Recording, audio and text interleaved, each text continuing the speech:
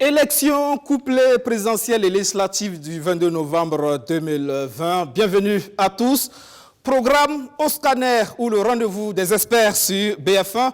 Fiscalité, foncier, sécurité ou encore gouvernance. Les experts passent au scanner les offres politiques des 13 candidats en lice pour la présidentielle donc, du 22 novembre. Ce soir, nous passons au scanner, donc un candidat, c'est la seule femme candidate, Kam Yeli Monique, avec nous donc sur ce plateau des experts. J'ai avec moi Tidiane Kaboré, il est inspecteur des impôts, expert en fiscalité. Bonsoir, bienvenue. Bonsoir. Avec nous également Siaka Koulibaly, analyste politique. Bonsoir. Bonsoir. Avec vous, nous parlons donc de gouvernance.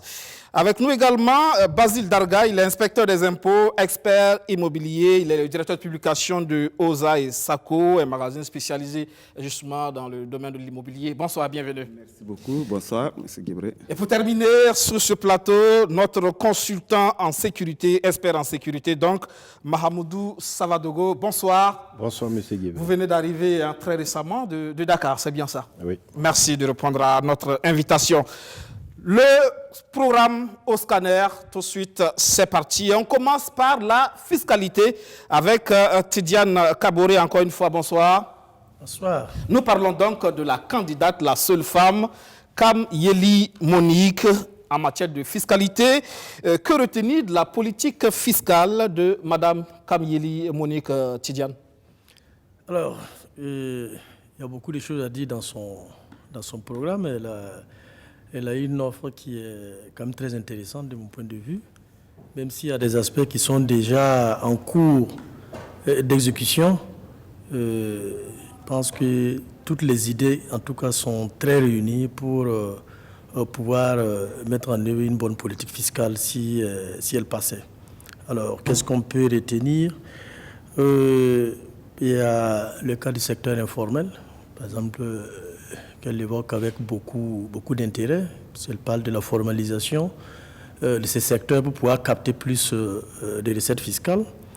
Je vois que le volet lutte contre la fraude fiscale également occupe une place très importante dans son programme. Il y a le volet digitalisation, c'est-à-dire les paiements en ligne, les télédéclarations et les télépaiements. Je crois que sur ce point également, elle dit qu'il faut renforcer en fait ce qui existe. Alors, le volet cadastre, ça, elle ne dit pas expressément cadastre fiscal, mais elle parle de la numérisation en fait du cadastre. Donc, je comprends par là qu'elle fait en fait du projet cadastre fiscal qui est déjà également aussi en cours. Et voilà ce que je peux dire pour le moment. Elle fait un clin d'œil également à la fiscalité communautaire, voire internationale. Quand elle parle par exemple de renforcer davantage les aspects fiscaux au niveau de l'UEMOA et de la CEDEAO, je vois qu'elle tient compte effectivement de la transition fiscale qui aujourd'hui, de mon point de vue, doit aboutir à une pression plus forte au niveau de la fiscalité intérieure. Et là, elle propose en fait de tout faire pour limiter en fait la concurrence fiscale entre les pays de l'UEMOA. J'ai très aimé ce volet, parce qu'effectivement, au niveau de l'UEMOA, tous les États n'ont pas les mêmes taux d'imposition, que ce soit au niveau de la TVA, que ce soit au niveau des impôts sur les bénéfices. C'est vrai que les directives donnent des fourchettes, mais on n'a pas à peu près les mêmes taux. Donc, elle parle en fait d'un taux unique à mettre en place. Je trouve que c'est déjà très intéressant.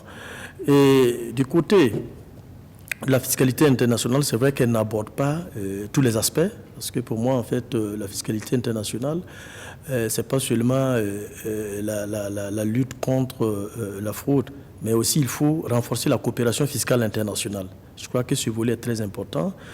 Aujourd'hui, nous sommes dans une dynamique déjà où on est en train de rentrer dans un cadre qu'on appelle le cadre inclusif BEPS, qui est en train de former déjà pas mal de fonctionnaires du pays. Je crois que déjà ça, c'est un point qui est très important à soulever. Aussi, il y a le volet Forum mondial sur la transparence fiscale. Ça, ce sont des coopérations qu'il faut vraiment renforcer. Je vois que ce volet-là, elle n'a pas évoqué dans son programme. Mais quand cela ne tienne, je crois que déjà le fait de dire qu'elle va s'en prendre en fait aux différentes sortes de fraudes et d'évasion au plan international, je crois que déjà c'est quelque chose de salutaire de mon point de vue. Alors, ce qu'elle n'a pas trop abordé dans son programme, c'est certainement le volet foncier. Je crois que elle a juste survolé en parlant en fait de l'abaissement des taux en matière de contribution du bâti et du non-bâti. Je crois que sur ce point, bon, c'est discutable parce que déjà les taux existants, ce sont des taux très faibles, ce qui concerne la contribution foncière sur les propriétés bâties et non bâties. Je ne crois pas en fait que c'est l'abaissement des taux qui puisse amener les gens en fait à payer plus au niveau de ces impôts. Et le dernier point que j'ai pu retenir est qu'elle a parlé également de la protection juridique en utilisant bien sûr la fiscalité, puisqu'elle dit qu'elle va passer d'une fiscalité confiscatoire à une fiscalité incitative. Ça, c'est un point que j'ai retenu. Alors, la fiscalité confiscatoire, c'est quoi? Bon, c'est une fiscalité dont la pression est plus forte sur une certaine catégorie. Donc, je comprends bien que pour elle, quand on parle d'impôt, ça veut dire que c'est une certaine catégorie qui en subit et que peut-être il y a une partie en fait qui n'est pas totalement touchée. Elle veut s'attaquer à les inégalités. Voilà, en réalité c'est ça. Donc je vois que sur ce point, bon, elle a bien placé en fait la barre très haute. C'est ce qu'effectivement les citoyens aussi ont l'impression. Alors quand vous allez aussi sur le plan de la fiscalité minière, je crois qu'elle a parlé de rationalisation. C'est là où je sens que, bon, voilà, c'est comme si elle pensait que c'est la fiscalité minière, en fait, qui est plus visée. Et, les gens ont cette impression que les sociétés minières ne payent pas le juste impôt. Peut-être certainement, c'est l'impression aussi que ce candidat a. Bon, mais tout cela, ce sont des éléments sur lesquels je pense, sont des grandes lignes qui sont données. Si effectivement elle arrivait au pouvoir, peut-être que ce sont des éléments qui seront plus affinés. Les miniers aussi vous diront qu'ils payent plus. Voilà, je pense que ce sont des éléments sur lesquels, comme ça, on peut pour le moment s'attarder sur son programme. Mais je vois que le volet fiscalité des portes, ce qui concerne la douane, quand bien dans son chapeau, elle a dit qu'il y aura des réformes fiscales et douanières, elle n'en a pas trop fait cas pour ce qui concerne la fiscalité des portes. Je pense que voilà, elle aurait pu faire mention effectivement au niveau de la douane également.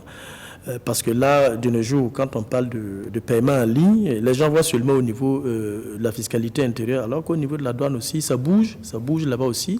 Et je pense qu'il faut renforcer certainement les lignes aussi en termes de paiement en ligne. Parce qu'elle a dit que bon, elle va éradiquer en fait les paiements en espèces au niveau de l'administration fiscale. Je crois que déjà ça... bon, les choses bougent. C'est comme on le dit, c'est peut-être au niveau du secteur informel aujourd'hui, au niveau du réel simplifié d'imposition, c'est-à-dire ceux qui sont les entreprises qui sont en dessous des moyennes entreprises. Sinon, les moyennes entreprises et les grandes entreprises aujourd'hui sont à un taux d'adhésion de plus de 60%. Les grandes entreprises, déjà, on peut même parler pratiquement de 100%.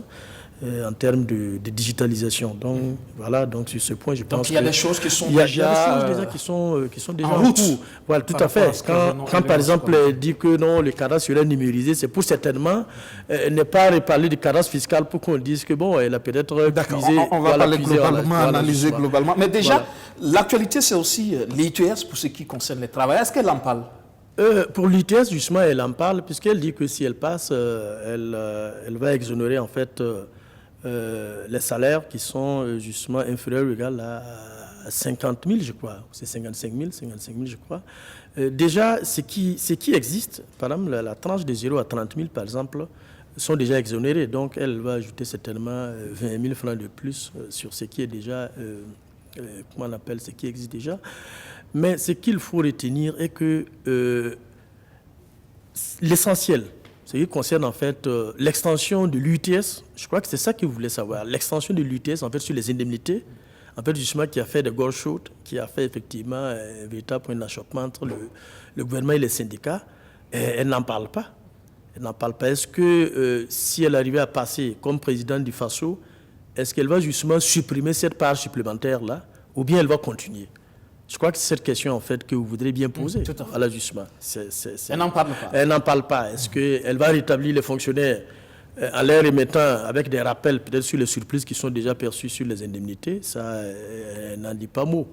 Elle dit seulement qu'elle va exonérer, en fait, la tranche de 0 à 55 000 D'accord. Yes. Globalement, politique pertinente ou pas en matière fiscale? Alors, de mon point de vue, je dois analyser de façon globale. Je dirais que tous les éléments en fait, d'une bonne politique fiscale sont là. C'est-à-dire que la stratégie, en fait, est là, parce que tout ce qu'elle propose, en fait, ce sont des choses qui seront mises en œuvre. Maintenant, le volet fiscalité nationale, comme je l'ai dit, répartie entre la fiscalité locale et la fiscalité d'État, elle en a parlé. Et au-delà de la fiscalité nationale, justement, elle a fait cas de la fiscalité communautaire. Elle a évoqué également aussi la fiscalité internationale, comme je le disais tantôt, même s'il y a des éléments qu'elle n'a pas pris en compte, que j'ai tantôt cités. Au-delà de ça aussi, je pourrais dire que la fiscalité foncière, immobilière, elle n'en a pas trop fait cas. Et du même coup, je vous dirais aussi que côté fiscalité des ports, notamment ce qui concerne la douane, bon, là-bas, il n'y a pas d'éléments qui ressortent en tant que tels. Mais je pense que dans l'ensemble, son offre est quand même satisfaisante. Et je pense qu'il faut la féliciter pour cela. Voilà, les grandes lignes sont là. Les grandes lignes sont là avec une stratégie de mise en œuvre justement de cette politique fiscale. Ben, vous savez, la politique fiscale, normalement, je crois que dans le programme, en réalité, ce sont des grands traits qui sont présentés. Ce n'est pas toute la politique fiscale parce que si on doit parler de politique fiscale, je pense que le volume même de ce qu'ils présentent même va dépasser forcément ce que nous voyons comme document, parce que c'est tout un document de stratégie qui normalement doit aller au-delà de 5. La politique fiscale doit aller au minimum au-delà de 5 ans. Mais je vois que là, ce sont des grandes lignes qui sont données. Les grandes lignes. Voilà, et qui devraient permettre de mobiliser les ressources de quelle proportion au niveau local? Alors, je crois qu'elle parle de 2233 milliards, je crois, entre 2020 et 2021. Là. Voilà, justement, là, elle parle d'une progression annuelle de 10%. Je crois, en fait, sur les 5 ans, je crois qu'elle parle de 10%, une progression annuelle de 10% durant son mandat, si elle passait. Bon, je pense que... audacieux ou... Pour moi, c'est quand même audacieux parce que nous sommes dans un contexte quand même où les défis sécuritaires sont là, qui naturellement a un impact aussi sur l'économie. N'oubliez pas que l'impôt est prélevé en fait sur la richesse nationale. Quand on ne peut plus atteindre toutes les zones pour prélever l'impôt, quand les zones où il y a quand même des activités économiques qui subsistaient, il y a des attaques orientées vers les civils, vous savez bien que ces éléments naturellement plombent l'économie. Vous regardez aujourd'hui dans le secteur de l'hôtellerie, vous regardez même dans le commerce en gros, les transports, il y a des points aujourd'hui où les transporteurs n'y vont plus. Donc ce sont des chiffres d'affaires en baisse, pas pour rien. Il y avait en fait des baisses de patentes concernant les transporteurs et puis la Covid aussi est venue s'ajouter. Donc je crois que même toutes ces analyses, parce que là, elles donnent 2020 à 2021. Alors qu'en menant ces analyses, il faut tenir compte aussi qu'il y a l'impact Covid qui va plus se ressentir en réalité l'année 2021. Ça va se ressentir sur l'année 2021, naturellement. Donc tous ces éléments, je pense que, voilà, ce sont des chiffres très audacieux, mais c'est déjà pas mal. C'est déjà pas mal. Parce qu'on ne sait pas, on n'a pas un document de diagnostic en main. Normalement, quand on pose ces genres de grandes lignes, c'est-à-dire qu'il y a un diagnostic en amont qui a été mené. Comme nous n'avons pas ce document de diagnostic, nous pouvons dire que bon, c'est très audacieux. Et n'oubliez pas aussi qu'il y a les lois des finances rectificatives qui sont là aussi, qui permettent d'ajuster souvent ces montants qu'on affiche. Voilà, donc ce sont des éléments sur lesquels, voilà, si elle passe... Est-ce que dans ces prévisions, elle tient compte des chocs? C'est pour cela que je dis que nous ne disposons pas en fait de son document de diagnostic. Voilà, c'est sur la base de quoi elle dit qu'elle va aller jusqu'à plus de 2000 et quelques milliards par an avec une progression de 10%. Voilà, si nous avions en fait ce document de diagnostic qui lui permet par exemple d'afficher en fait de tels chiffres, bon là nous pourrons effectivement faire une analyse plus pertinente. Mais moi, de mon point de vue, je pense que c'est quand même, en tout cas, très audacieux. Bon, voilà, des progressions de 10% là. Je crois qu'il faut tenir compte, en fait, des éléments que je disais tantôt, sécuritaires. Il y a la Covid qui est là également, qui va impacter naturellement l'économie, peut-être sur 1, 2 ou 3 années. Ça, c'est évident. Normalement, les candidats devraient en tenir compte. Naturellement. Ça, il n'y a pas de débat. là-dessus. D'accord. Voici donc tout ce qu'on peut retenir pour la fiscalité concernant notre candidate Kamiély Monique, c'est bien ça? Tout à fait. Je pense qu'on peut résumer ce qu'elle a fait comme offre politique en matière fiscale. Voilà, justement, pour moi, elle est dans le coup.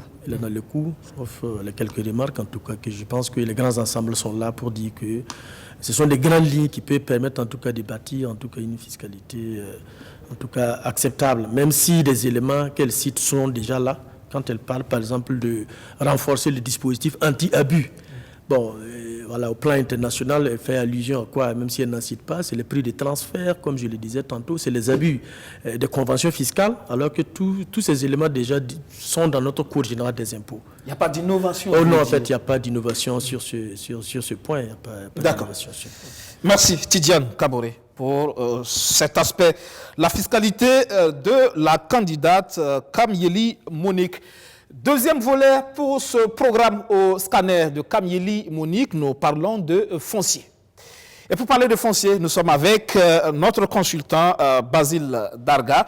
Vous êtes spécialiste dans le domaine donc de l'immobilier, du foncier.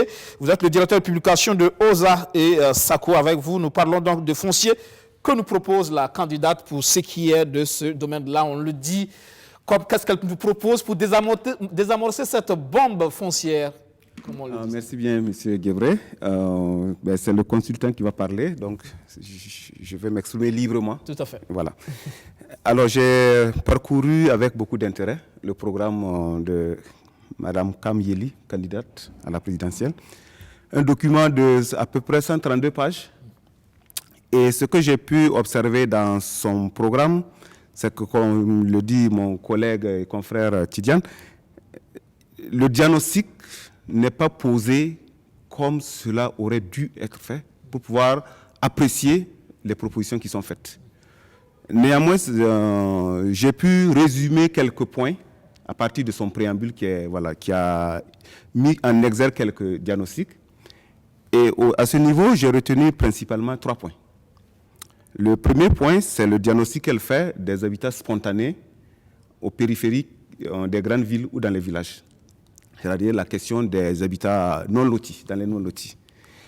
Le deuxième point que j'ai pu en résumer dans son programme, c'est la question de la sécurité de jouissance, la sécurité foncière. Troisième point, c'est la question de la gestion. Alors, sur ces 3 aspects que j'ai cités, elle n'a pas mené une étude diagnostique.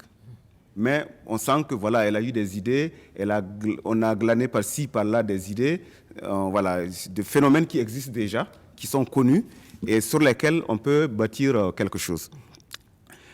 Donc c'est dans le préambule. Dans le corps du document, là, elle pose effectivement un certain nombre de points, c'est-à-dire c'est les actions qu'elle aimerait bien mener pour pouvoir faire face à la question foncière. Et parmi ces actions, son action phare tourne autour de la question de l'aménagement du territoire. Bon, l'aménagement du territoire qui est une politique globale de répartition des activités dans l'espace, dans le temps, pour aboutir à un développement harmonieux. Donc, elle a bâti son programme foncier sur l'aménagement du territoire. Or, de mon point de vue, quand on prend une population comme le Burkina, où on a 80% le monde rural, il me semble que la question foncière, elle est tellement importante, parce que quand même c'est 80% de la population qui se retrouve sur la question agricole, pour qu'on ne puisse pas s'intéresser de près au statut de la terre. Et dans son programme, je ne vois nulle part la candidate parler de la question foncière en tant que support de production pour les paysans. En termes de réforme? En termes de réforme, voilà. Et donc, ce qui fait que je trouve que de ce côté, il y a un manque quand même. Elle aurait dû ou elle peut aller plus loin en termes de propositions. Au-delà de l'aménagement du territoire, elle pose comme on appelle, proposition également, la question de l'accès à la propriété, un accès sécurisé. Et l'accès sécurisé, là encore, elle revient sur la question de l'aménagement du territoire. Elle pose un certain nombre de conditions à remplir, des actions à mener, dont la création d'une agence une agence qui va être spécialisée dans la production des terrains, un peu au statut de Sonature, pour éviter qu'il n'y ait de la spéculation foncière. Alors, est-ce que cette proposition sécurise le foncier? Est-ce qu'elle empêche la spéculation foncière? Sécuriser, oui, peut-être, mais la spéculation foncière, je ne pense pas. Parce qu'on est exactement dans la situation actuelle, vous le connaissez peut-être mieux que moi, grâce à vos reportages, qu'on a aujourd'hui beaucoup de promoteurs immobiliers. Et la situation que l'on vit, c'est que justement, l'accaparement immobilier, l'accaparement foncier est tellement fort qu'on va aboutir à cette spéculation foncière.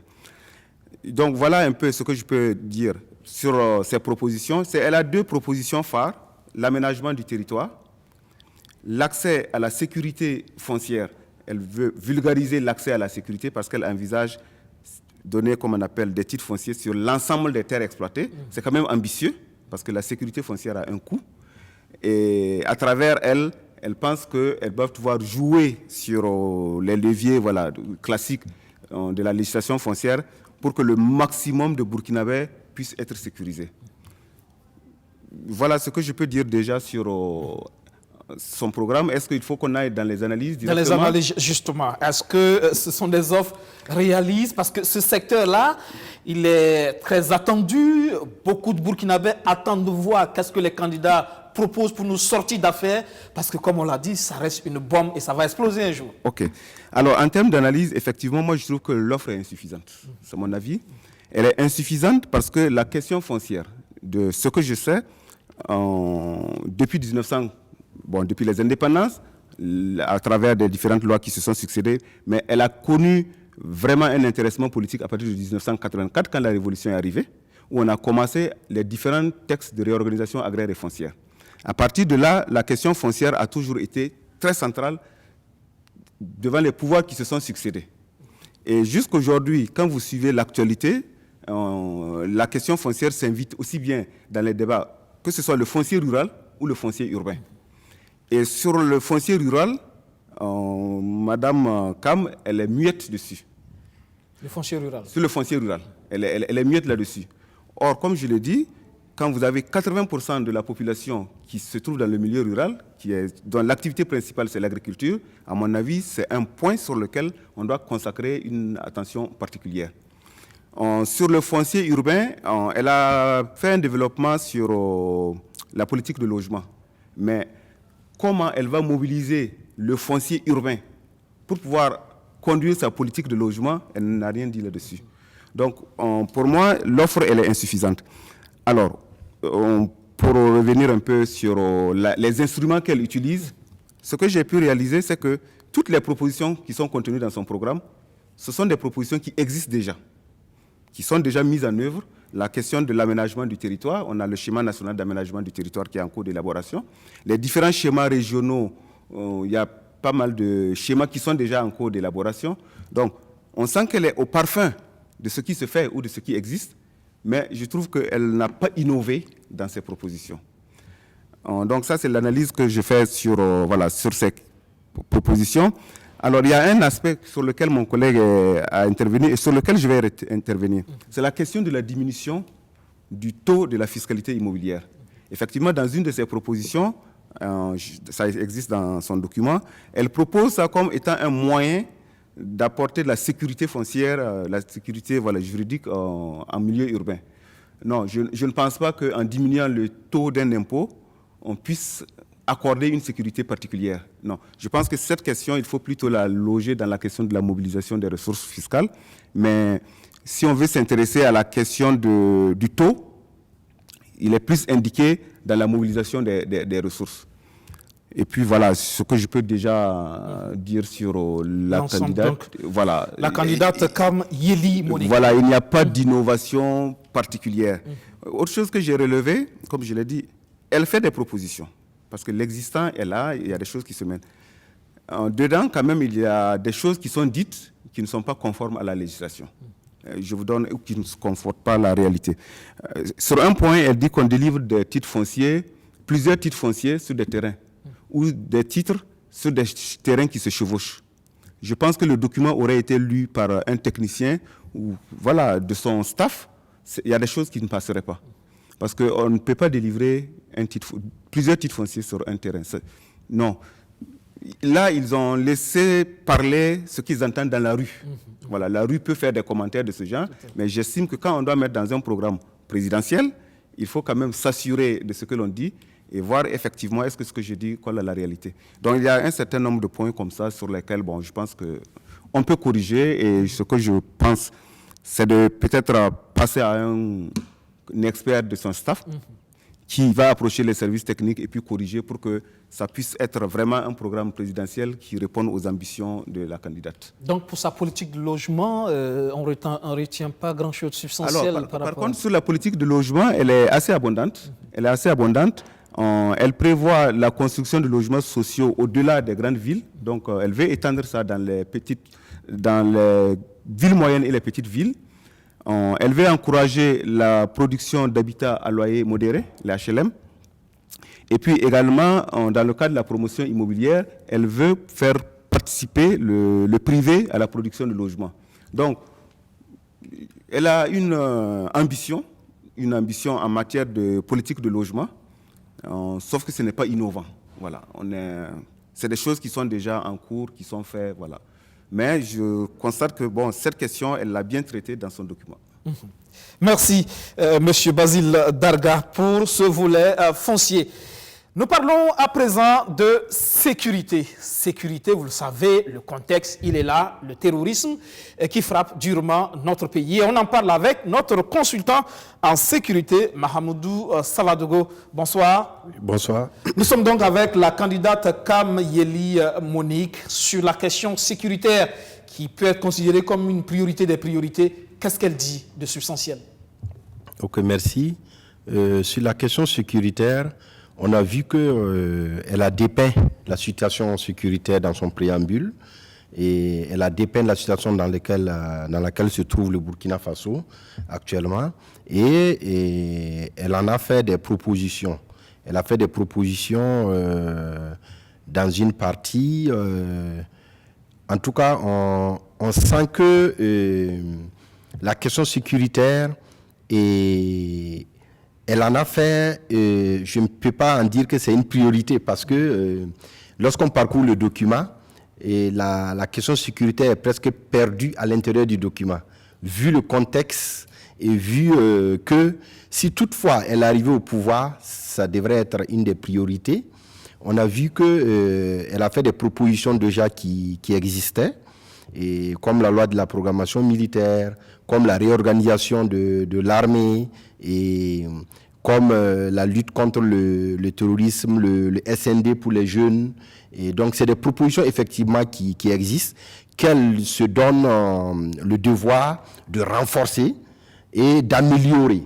Donc, j'en conclus qu'elle trouve que déjà, ça existe. Et donc, c'est bien, ça veut dire qu'il faut améliorer. Et la particularité de son programme sur le volet sécuritaire, et que j'ai trouvé vraiment très intéressant et très pertinent, c'est le fait qu'elle ait proposé, et ça ce n'est même pas dans le volet sécuritaire, mais c'est dans le volet institution et gouvernance politique, elle a proposé la création d'une chambre des sages qui va avoir mandat de négocier. Alors, ça veut dire que elle anticipe déjà sur ce qu'elle fera lorsqu'elle va, si toutefois elle arrivait à Kosiam. Une approche non militaire. Oui, une approche non militaire. Et je trouve déjà que ça c'est bien, c'est même sage, parce que ce qui manque actuellement, effectivement, même si nous disons que nous devons aller à la négociation, si nous disons que nous devons pourparler avec les terroristes, on n'a pas un instrument, et on n'a pas une institution à qui on a donné le pouvoir de le faire. Et elle déjà, elle a prévu qu'à l'intérieur de cette institution-là, et ça sera des sages, des anciens présidents. Et là où j'ai apprécié aussi son programme, c'est qu'elle résout du coup aussi le problème de la chefferie coutumière, qui est pour nous, dans la lutte contre l'extrémisme violent et la radicalisation, qui aurait pu être un facteur de résilience. qui aurait pu être un levier sur lequel on aurait pu s'appuyer pour ramener les jeunes qui ont basculé, pour avoir une certaine stabilité, si ces acteurs-là n'avaient pas perdu leur crédibilité, si ces acteurs-là n'étaient pas trop politisés. Donc du coup, elle a promis de dépolitiser ce secteur-là, la chefferie traditionnelle, et de lui donner son lustre d'antan, et de lui donner toute la crédibilité pour permettre à ces acteurs-là de jouer leur rôle, qui est d'être le rôle d'apaisement, rassembleur. Donc là, sur le volet sécurité, elle anticipe sur les crises qui pourraient venir, c'est-à-dire les crises communautaires qui sont en train qui sont sous-jacentes. Donc, je pense que de ce côté aussi, c'est quand même très bien vu. Et donc, globalement, c'est ce que je peux dire sur son programme. Et maintenant, l'analyse un peu profonde qu'on peut faire de son programme, c'est que on remarque que dans sa proposition, c'est vrai qu'elle a dépeint une situation sécuritaire, mais elle n'a pas proposé des solutions sur les problèmes concrets que vivent actuellement les populations, sur les problèmes sur lesquels les populations même attendent les politiciens. Nous avons 1,13 million personnes déplacées internes. Donc, c'est-à-dire la situation humanitaire n'a pas été prise en compte. Comment ramener ces personnes-là dans leur village d'origine. Ensuite, comment stabiliser d'abord le pays. C'est vrai qu'il faut tout réorganiser, mais dans son programme, je n'ai pas vu comment stabiliser... La gestion de l'urgence. Oui, la gestion de l'urgence. Parce que elle a dépeint un Burkina qui est en train de basculer, qui est en train de sombrer. Mais donc, pour moi, la priorité serait d'abord de stabiliser le pays qui est en train de basculer et de donner des pistes, des solutions concrètes pour stabiliser le pays et maintenant reconstruire maintenant ce pays-là. Parce que nous savons tous que sans paix, sans stabilité, tout est plombé. Vous avez vu que mes collègues ont parlé de l'économie qui est en berne dans certaines zones. Quand vous prenez la zone de Guibo, l'Est, le Nord, et l'économie est carrément en souffrance. Donc, elle n'a pas proposé des solutions concrètes, approfondies, pour revenir à l'ordre normal. Et aussi, pour la question même de la position claire des institutions et par rapport à notre armée elle a dépeint aussi, et elle n'a pas donné de solution. C'est-à-dire, quelle sera la place de l'armée si toutefois elle venait au pouvoir? Comment est-ce que elle va agir pour redonner le lustre d'antan à l'armée, et aussi comment est-ce que l'armée va procéder pour pouvoir regagner la confiance des populations, parce qu'elle a dit que, dans son préambule bien sûr, il y a une crise de confiance entre les populations et puis l'armée. Donc voilà à peu près une analyse qu'on peut faire de son programme. Grosso modo, est-ce qu'on peut dire qu'elle en fait véritablement une priorité? Est-ce que ça se ressent dans son offre? Personnellement, je ne ressens pas que c'est une priorité, mais néanmoins, elle a des propositions assez intéressantes qu'on pourrait retenir. Comme je l'ai dit, le fait déjà de mettre en place une institution qui puisse anticiper sur les crises, une institution qui puisse négocier, et je pense déjà que ça c'est bon. Mais dans l'offre, nous ne voyons pas clairement que c'est une priorité. Paradoxalement, au contexte qui a été dépeint dès le préambule.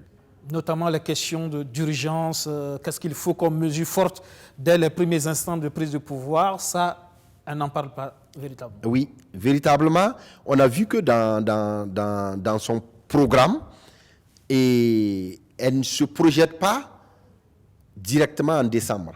C'est-à-dire après les élections, elle est présidente et elle prend le pays dans quel état. Et selon la manière dont elle a dépeint le pays, ça veut dire que elle est censée prendre le Burkina Faso dans un état assez mal en point. Donc du coup, elle devait proposer tout de suite un remède, si vous voulez, un traitement choc pour relever et le Burkina afin de pouvoir maintenant continuer le traitement curatif ou les traitements qui puissent rétablir complètement le pays. Donc, pour moi, l'offre n'est pas suffisante, elle n'est pas très approfondie, mais il y a quand même des idées qu'on peut tirer dans cette offre. Merci. Mahamadou Savadougou, expert donc en sécurité. Et nous terminons par les questions de gouvernance. Et là, nous sommes avec l'analyste politique Siaka Koulibaly. De façon globale, gouvernance politique, économique et sociale, que dit-elle sur les questions de promotion de valeurs, de l'exemplarité, de la lutte contre la corruption? Que retenir? Oui. Moi, je dois dire que, de prime abord, j'ai été positivement surpris par le document de programme de Mme Yeli Kam du point de vue de la forme. C'est vrai qu'en parcourant les différentes rubriques, on trouve des insuffisances par-ci par-là qui ont été déjà relevées par les experts ici. Mais pour un programme de candidats, il y a une particularité ici, c'est que ça présente une cohérence d'ensemble qui montre que des informations ont été recherchées pour les différents aspects des politiques et qu'un penseur a mis tout ça en congruence. Et ça, c'est effectivement la manière dont doit procéder un candidat à l'élection, en sachant très bien que cette personne n'est pas spécialiste de certains domaines, et on le voit dans l'analyse des différents experts que des aspects n'ont pas été approfondis.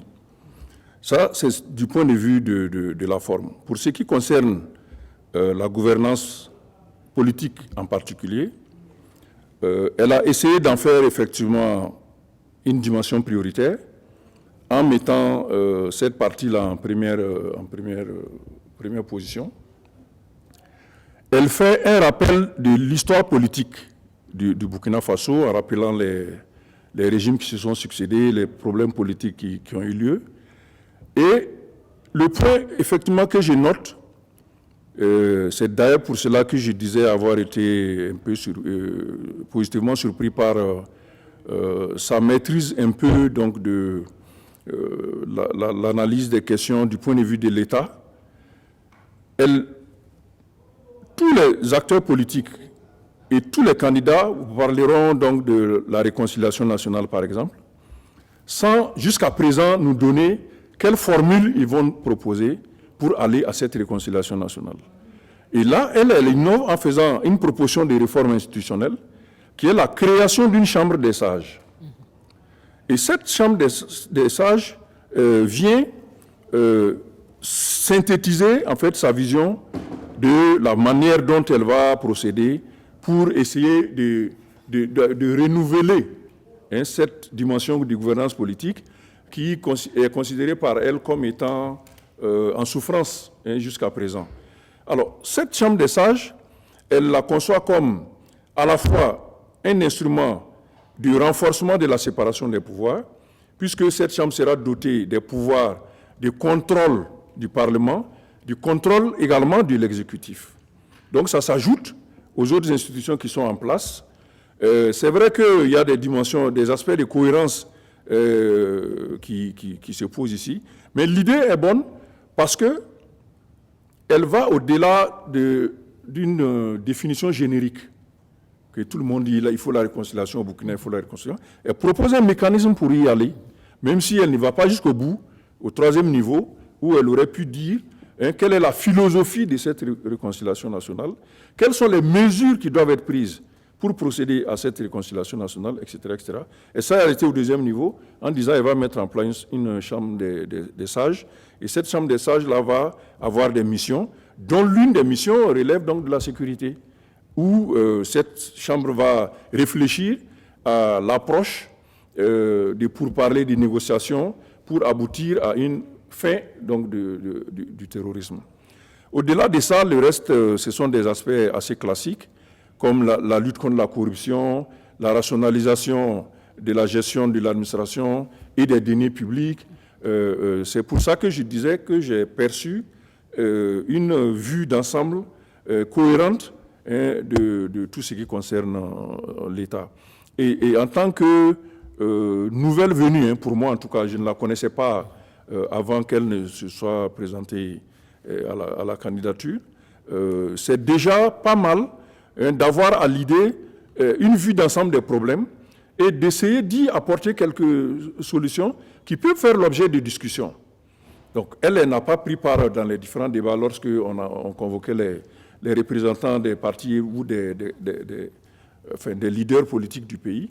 Mais là, elle montre qu'elle a quand même un suivi des grandes questions de l'État et qu'elle peut aussi y apporter des solutions.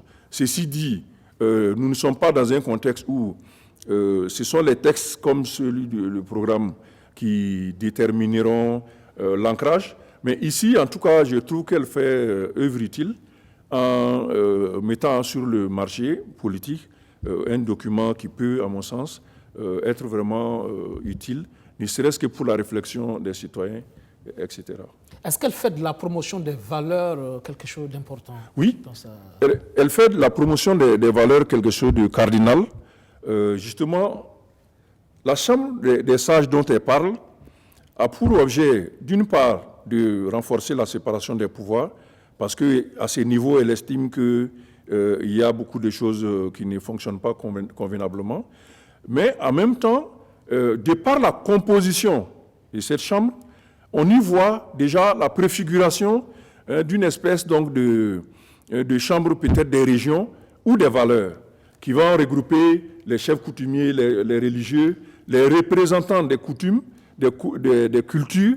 Et c'est là où cette dimension, qui dans notre État n'ont pas suffisamment été intégrées dans le dispositif, à savoir que nous avons hérité d'un pays en 1960, et ce pays-là a été paramétré avec des lacunes importantes. Il y a plusieurs tensions qui n'ont pas été résolues. Vous avez la question foncière, qui est une des tensions importantes dont notre État a disposé et qui n'a pas été convenablement résolue. Le choc entre la conception traditionnelle du foncier et la conception de l'État a été posé dès 1984 avec la première réforme agraire et foncière où on a dit la terre appartient à l'État.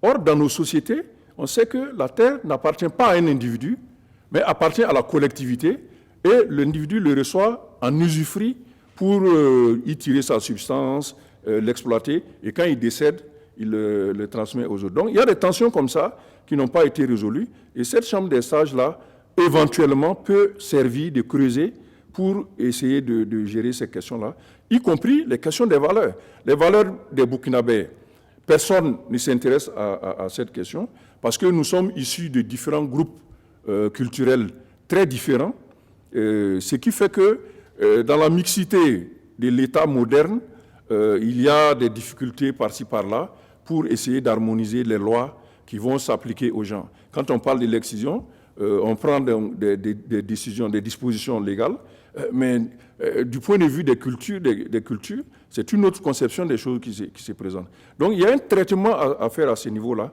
Je ne dis pas qu'elle a achevé l'analyse de la question, mais elle a fait en tout cas œuvre utile en proposant un instrument qui peut aller dans le sens donc, de régler la question des problèmes de valeur. Sur la question de l'exemplarité au sommet de l'État, est-ce qu'elle en fait quelque chose de prioritaire également? Oui, cette question n'est pas traitée... Pour créer la confiance. N'est pas créée de façon exhaustive.